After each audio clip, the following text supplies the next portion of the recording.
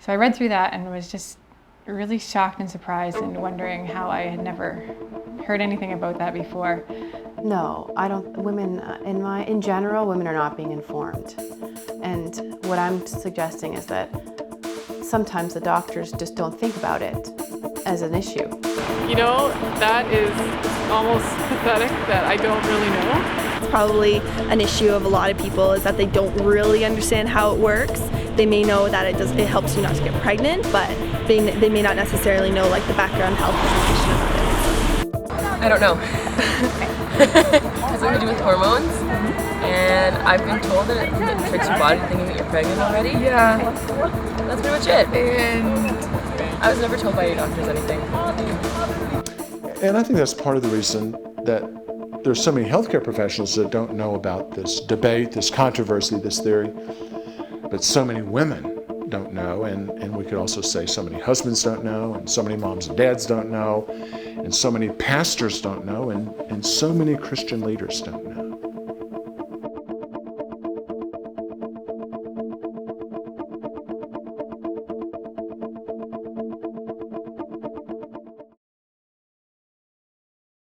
I heard about it from my partner. I was practicing in Kissimmee, Florida, a little town near Orlando. My partner came back from a conference and said, I've heard that the birth control pill can cause abortions. Have you ever heard this? I said, absolutely not. In fact, I don't think they can. And he said, well, here's some literature. Why don't you read it? So I read it, studied it, and I came back to him and I said, his name's John Hartman. I said, John, I think this is a bunch of rubbish. And he said, well, why don't you prove it? I guess it stops the female from the egg with the sperm to fertilize. I can't say I really know for sure how birth control works.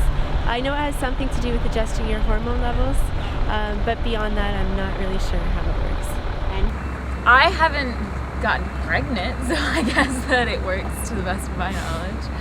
Stops you from ovulating, so you still have your period, but it's not the same as if you were not on the pill, I guess. Yeah. The woman's normal menstrual cycle involves the ovary, cervical mucus, and the uterine lining. In a normal cycle, a woman releases an egg every month due to the natural hormones estrogen and progesterone. For a woman on the pill, the artificial hormones usually prevent ovulation. Secondly, in a normal cycle, the cervical mucus changes to improve sperm migration. For a woman on the pill, the cervical mucus thickens to prevent sperm penetration. Thirdly, the natural hormones in a normal cycle cause the lining of the uterus to build up in preparation for a newly conceived child to implant. For a woman on the pill, the artificial hormones cause the lining to shrink and do not allow it to mature properly. So if the first two mechanisms of the pill fail and the woman does ovulate and conceive, implantation of a new child may be hindered, which would be an abortion. Many medical textbooks, pharmaceutical manuals, and government resources include the third mechanism.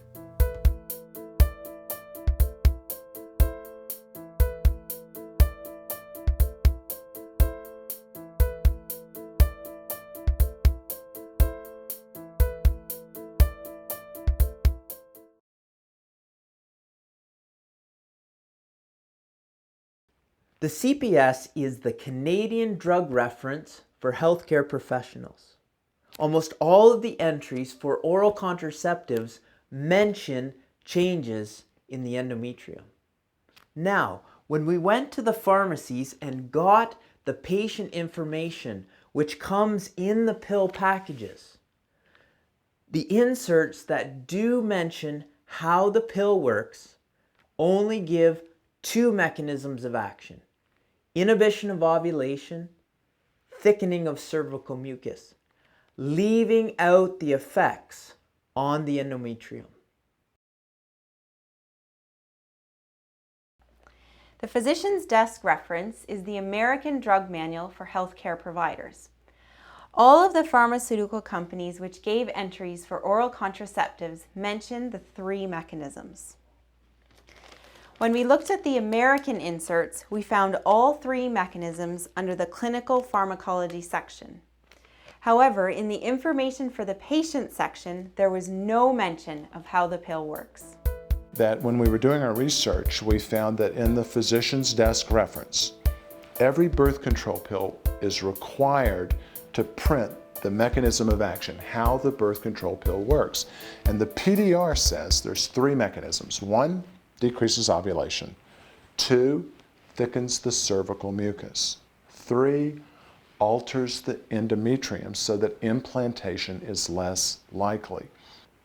But what about the handouts that are given to women that are also required by the Food and Drug Administration? When we did our study, all of the birth control pills except 1 excluded that information. They said decreases ovulation, thickens cervical mucus. But in the information given to women, it did not say that the endometrium could be altered. We wrote every one of those companies as part of our study.